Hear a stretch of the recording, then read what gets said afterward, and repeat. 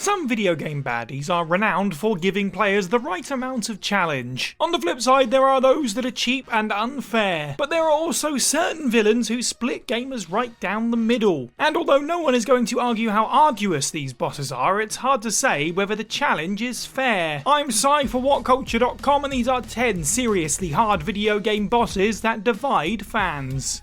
Number 10, the Hell House, Final Fantasy VII Remake. The Hell House appeared as a random encounter enemy in the original Final Fantasy VII, but for the remake, the Demented Dwelling was upgraded to a proper boss. But not just any boss, Hell House serves as the last enemy you face in Corneo Coliseum. Because the Sinister Shack constantly changes its elemental weakness throughout the 4 phases of battle, you need to monitor what it's vulnerable to in order to fill its stagger gauge. Only when Hell House is staggered can your 2-person party do some serious damage. Although Hell House is one tough building on normal mode, many believe he's the most challenging enemy to face whilst playing on the highest difficulty. However, he's only unfair to the underprepared player. If you bring all 4 elemental materia to the arena and divide them evenly between Cloud and Aerith, this insidious abode is 10 times easier. Still, the fight is a doozy since Hell House constantly rotates its weakness at blinding speed, but if you have your elemental materia ready to unleash at any given moment, you have a decent chance against him. Number 9, the Lord of Doors, Death's Door. In Death's Door's closing moments, you face the Lord of Doors, an entity who's closed the door to his own demise. This guy is a pain since there are 8 phases of the battle. Although you get to save before the last part, the Lord's final assault is unbearable. As a result, you'll want to pummel the supposed immortal at every chance. Since you have to be beside him to deal some damage, you are always vulnerable while on the offensive. Also, the more times you strike the Lord, the more likely he'll hit back. Because of this, you have to gamble how many times you want to wail on the dark entity. Although hitting him once each time sounds like the safe bet, it makes the battle drag on, making it likely you'll succumb to one of the Lord's many attacks over time. But if you hit the pseudo-deity several times at once, you're giving him more time to counter. No matter what you do, it always feels like your fault when you lose. If you died while playing it safe, you're annoyed you didn't seize the moment. If you died while going in guns blazing, you're frustrated you weren't more cautious.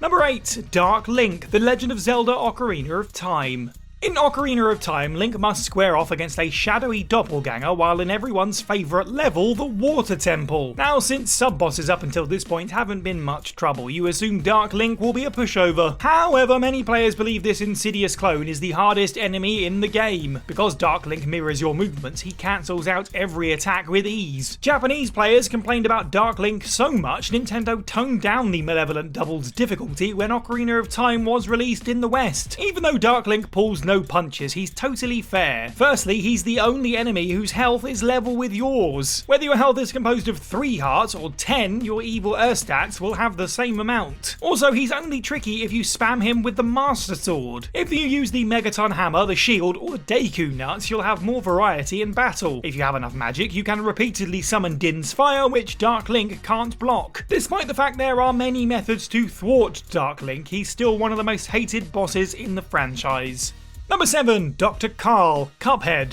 For the most part, Cuphead fans' opinions on bosses are unified. We can all agree Grim Matchstick is way too hard, and for a final boss, the devil is surprisingly easy. King Dice is the longest battle, but it's not too bad once you've memorised his patterns. But if there's one enemy who's divided gamers, it's Dr. Carl. In the first phase of this aerial fight, our hero must blast Carl's automaton while it shoots lasers, homing missiles, bolts, and sparks. When you destroy the robot's body, his head whizzes around the arena attempting to crash into you. Once that's dealt with, you'll face Carl directly while he pilots a hovercraft. The Dr. Wily-inspired scientist emits energy bolts in every direction while electrified walls keep moving towards the player. This is the hardest part of the bout by far since the screen is littered with obstacles. However, some players have little trouble with Carl for one reason: parries. Although parrying is introduced early in the game, it's not a mechanic everyone masters. If you can't nail this technique, Carl can stop your progress dead. If parrying comes natural to you, you can defeat the mad scientist in 2 minutes flat. Number 6, Karstag, The Elder Scrolls V Skyrim. By performing a series of actions in Skyrim, you can awaken Karstag's ghost in Castle Karstag Ruins. Now, if you are expecting some reward for your efforts, you'll have to vanquish the monstrous spirit. However, felling Karstag is easier said than done. This supernatural being is at level 90, boasts 4000 HP, and has a frost cloak which continuously depletes your health bar. If you are hoping to rely on poison and paralysis, they have no effect on him. Also, getting hit by his club and fists hurt a lot. Because Karstag is so barbarically unfair, you may wonder why any player would go against him. Considering your reward is a summon you can use only 3 times, beating this guy sounds like more trouble than it's worth. But some players needed this fight. Although Skyrim is a masterpiece, you can't pretend you weren't disappointed after facing and easily defeating the final boss, Alduin. Because you've been told for 40 plus hours that it's the be-all and end-all, you're expecting a monstrous showdown. Sadly, the confrontation with this so-called ultimate adversary is a total letdown. If you're still sore Alduin didn't provide a challenge, you know where to find Karstag. But don't say you weren't warned. Number 5, SKYRIM, God of War. Going into 2018's God of War, fans were pumped to see Kratos unleashing his fury against screen-filling monsters, mythical creatures, and literal deities. However, nobody was ready to wage war against Sigrun, the Valkyrie Queen. Sigrun is the most powerful of the Valkyrie and the most insane, making her fighting pattern incredibly erratic and unpredictable. Not only is she endowed with all the special attacks of her fallen sisters, her telegraphing is minimal, giving Kratos little chance to dodge or counter. If Sigrun was in the main campaign, she would be a major roadblock in your playthrough. But this Norse godling gets a pass since she's an optional boss. Because you have to go out of your way to fight Sigrun, you only have yourself to blame for seeking out this bout. And considering you murdered 8 of her siblings, did you honestly expect the scorned Valkyrie to go easy on you? Also, Sigrun isn't meant to be fair. She's designed to test the most hardcore players. If you feel like you can beat God of War on the highest difficulty with one arm tied behind your back, well, that's impressive first of all, but also Sigrun will swiftly humble you. Number 4, the Xenomorph, Alien Isolation. Although Alien Isolation is an excellent game in its own right, it deserves extra praise since this survival horror flawlessly emulates the tension of Ridley Scott's sci-fi masterpiece. The reason why Creative Assembly's adaptation works so well is because the Xenomorph is freaking terrifying. Because this star beast can kill you in an instant, you can never rest easy. When you enter an empty room, you know the extraterrestrial can burst from a vent at any moment and slaughter you. And once this monstrosity has you in its sights, there's next to nothing you can do to shake it. Even though it's annoying to watch the Xenomorph kill you over and over, the game wouldn't work any other way. For Alien Isolation to capture the atmosphere of the source material, you should have a slim chance of survival every time the haunting creature is nearby. If you could overpower and outrun the alien with ease, it would be a disservice to the beloved property. Yes, the Xenomorph is a nightmare to face. Yes, it's going to murder you dozens of times and lay eggs in your face. But if you're a true Alien fan, well, you wouldn't want it any other way. Number 3, Jubilius, Bayonetta.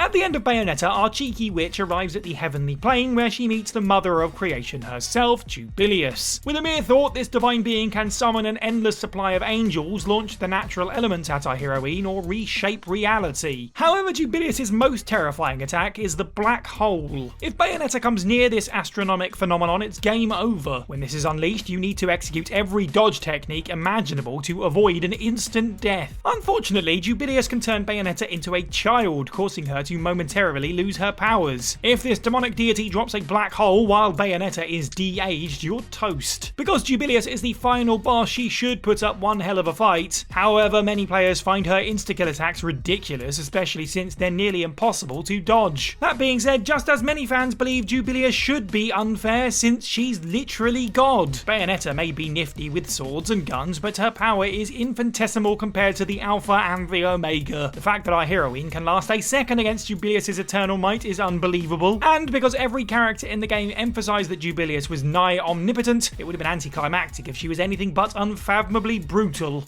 Number 2, M. Bison, Street Fighter 2. Since the early days of gaming, cheap bosses have plagued every genre. However, such adversaries are surprisingly common in fighting games. I mean, look at Jinpachi, Shao Kahn, Azazel, Galactus, or Master Hand. Of course, how can anyone forget the granddaddy of them all, M. Bison? The Shadowloo leader can sweep you off your feet or hurl you around even if you're blocking. He can disable almost any special move with a single kick. His defining attack, the Psycho Crusher, eats up a third of your health bar. Simply put, M. Bison seems like the definitive cheap boss. But with the benefit of hindsight, hindsight, M. Bison is actually the fairest villain in the franchise. Other Street Fighter foes like Gil and Seth are far less fair since they rely on regenerating health and unblockable combos. M. Bison's fighting pattern in the Street Fighter Alpha series is less reasonable because he relies on input reading. Now, that doesn't mean that M. Bison in Street Fighter 2 isn't infuriating, but since he's the final opponent, he was never going to fight fair, was he? He may be a nightmare, but M. Bison does provide an extraordinary challenge which many gamers crave.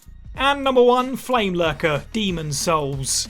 It's common knowledge nowadays that unforgivable bosses are package and parcel with From Software's work, but when the company released Demon Souls back in 2009, players couldn't have known the hell that they were in for. Even though this title is tough from the get-go, the Flame Lurker is the first chap you meet who feels like sadism incarnate. Because of the fire-tossing beast's propensity to seek you out, you have little time to heal, dodge, find your footing, or strategize. Due to the limited space, you're compelled to face Flame Lurker head-on. Since you receive fire damage just by being near this living inferno, it feels like you're screwed no matter what you do. Although some players believe Flame Lurker is too hard, others think he's the perfect introduction to what the Soulsborne franchise would come to be. By fighting a boss this unbearable early on, it demonstrated that there were more arduous encounters to come. Flame Lurker isn't just a monstrous boss, he serves as a warning that players need to up their game. If they hope to win, they need to get used to difficulty spikes and bosses who redefine the word unfair. And that's the list. Let us know what you thought of this video down in the comments below. How do you feel about these video game bosses, and is there any more that you would include? Make sure you like this video, share it with your friends, subscribe and hit that notification bell. You can follow me on Twitter at Syniac_123. You can head over to WhatCulture.com for more content every day. I've been Cy for WhatCulture, and have a good week.